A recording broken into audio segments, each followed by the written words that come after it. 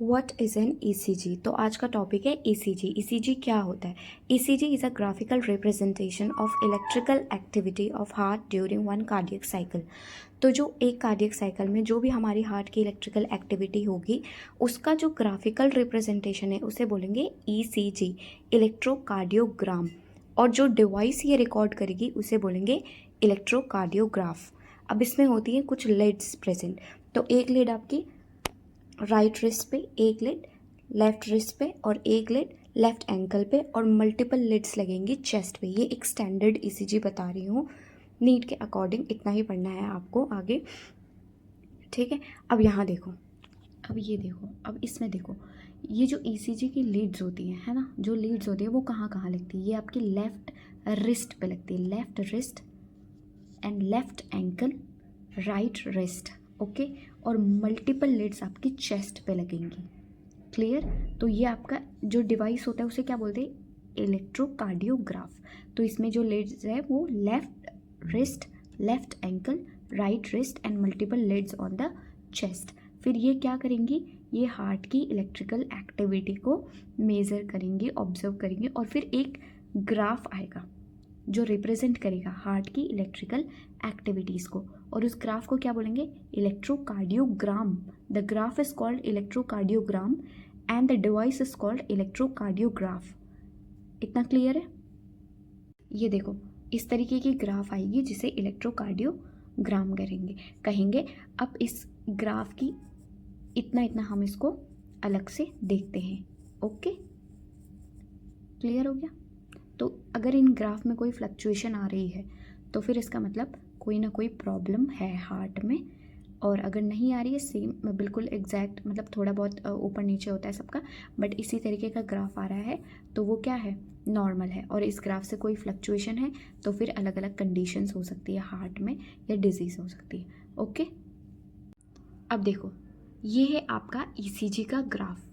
Okay, तो ये graph क्या रिप्रेजेंट करेगा? इलेक्ट्रिकल एक्टिविटी रिप्रेजेंट करेगा हार्ट की, है ना। तो इस तरीके का आपको ग्राफ मिलेगा जिसको हम बोलेंगे इलेक्ट्रोकार्डियोग्राम। ओके, तो अब ये देखो, जो ये पी वेव है, ये देखो, ये वाला जो ग्राफ है इसको हम बोलेंगे पी वेव। ये वाला जो वेव है इसको क्या बोलेंगे? P wave.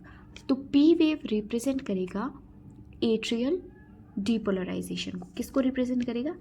एट्रियल डीपोलराइजेशन को। क्लियर हो गया? P wave will represent atrial depolarisation. Atrial depolarisation जब होगा उसके बाद ही तो एट्रियल कॉन्ट्रैक्शन होगा, है ना। जब कोई मसल डीपोलराइज होगी उसके बाद ही तो कॉन्ट्रैक्शन होगा। तो मेरा कहने का मतलब है जो पी वेव है वो कॉन्ट्रैक्शन को रिप्रेजेंट नहीं करेगा। कॉन्ट्रैक्शन एंड डीपोलराइजेशन अलग अलग चीज़ें हैं। पहले डीपोलराइजेशन होगा फिर एट्रिया का कॉन्ट्रैक्शन होगा। और पी वेव क्या रिप्रेजेंट करता है? डीपोलराइजेशन।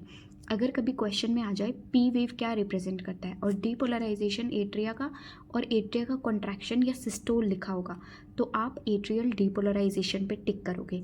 लेकिन अगर ऑप्शन में डीपोलराइजेशन है ही नहीं, एट्रियल डीपोलराइजेशन, देन आप एट्रियल कॉन्ट्रैक्शन या एट्रियल सिस्टोल पर टिक करोगे। इतना चीज़ क्लियर? ओके, तो अब देखो एट्रिया का क्या हो गया? डीपोलराइजेशन होगा। एट्रिया का डीपोलराइजेशन यहाँ पे हुआ तो आगे जाके कहीं यहाँ कहीं पे एट्रिया का कॉन्ट्रैक्शन स्टार्ट होएगा। क्लियर? अब जो एट्रिया कॉन्ट्रैक्ट करेगी वो करेगी, ये पूरा एट्रिया क्या करेगी? कॉन्ट्रैक्ट करेगी। क्लियर हो गया? इतनी चीज़ें। अब देखो QRS, ये जो दूसरी वाली वेव है ये रिप्रेजेंट करेगी वेंट्रिकुलर डीपोलराइजेशन। अभी यहाँ देखते रहो। ओके, वेंट्रिकुलर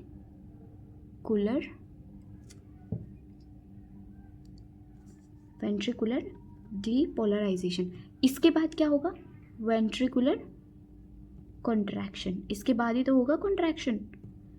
तो QRS रिप्रेजेंट करेगा वेंट्रिकुलर डीपोलराइजेशन। इसके बाद इस वेव को जनरेट होने के बाद यहाँ कहीं से, ठीक है, यहाँ कहीं से वेंट्रिकल का कॉन्ट्रैक्शन स्टार्ट होएगा। इतना क्लियर है?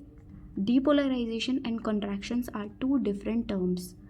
तो QRS रिप्रेजेंट करेगा डीपोलराइजेशन। यहाँ पे तो वेव आई ना, सिग्नल आया है, तो जो सिग्नल का रिजल्ट आएगा, कॉन्ट्रैक्शन होएगा, वो थोड़ा आगे से स्टार्ट होएगा। क्लियर? तो ये पूरा वेंट्रिकुलर कॉन्ट्रैक्शन स्टार्ट हुआ है और वेंट्रिकुलर कॉन्ट्रैक्शन ये पूरा जाएगा। देखो वेंट्रिकुलर कॉन्ट्रैक्शन यहाँ तक चलेगा। आपकी एनसीईआरटी में लिखा हुआ है end of the T wave marks end of ventricular contraction. Clear? तो यहाँ तक आपका वेंट्रिकल का कॉन्ट्रैक्शन होगा। इतनी चीज़ आपको क्लियर होगी। QRS ने क्या रिप्रेजेंट करा था? वेंट्रिकुलर डीपोलराइजेशन, यानी कि इसमें क्या हो रहा है, डीपोलराइजेशन का वेव है ये।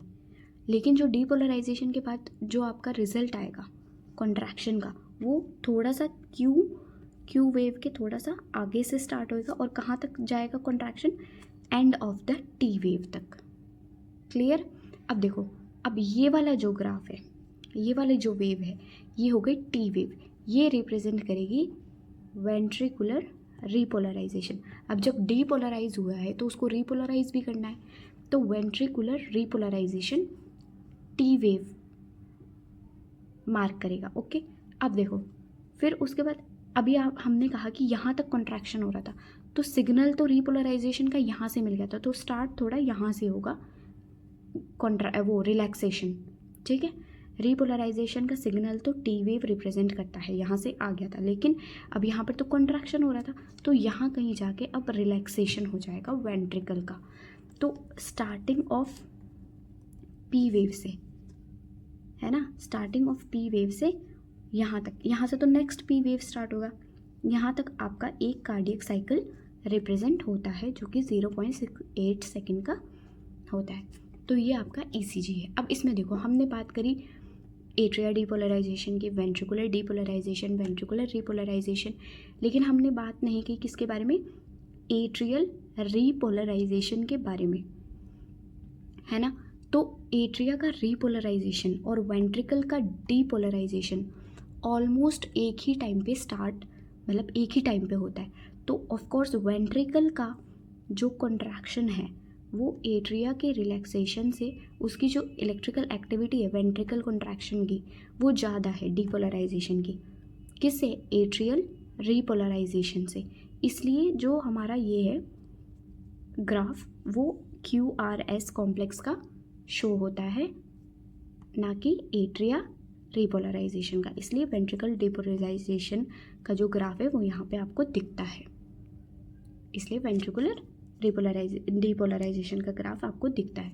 तो ये है आपकी ECG। क्लियर? अब QRS कॉम्प्लेक्स को हम काउंट करके हम हार्ट बीट काउंट कर सकते हैं, ये आपके NCERT में लिखा हुआ है। इस ग्राफ से कोई भी फ्लक्चुएशन अगर इन वेव्स में आती है तो क्या है, अलग अलग तरीके की हार्ट की डिजीज़ेस या फिर कंडीशंस हो सकती हैं। क्लियर हो गया इतना? तो ये है आपका ECG। अगर आपको वीडियो अच्छी लगी होगी तो लाइक, शेयर और सब्सक्राइब करना। Thank you so much.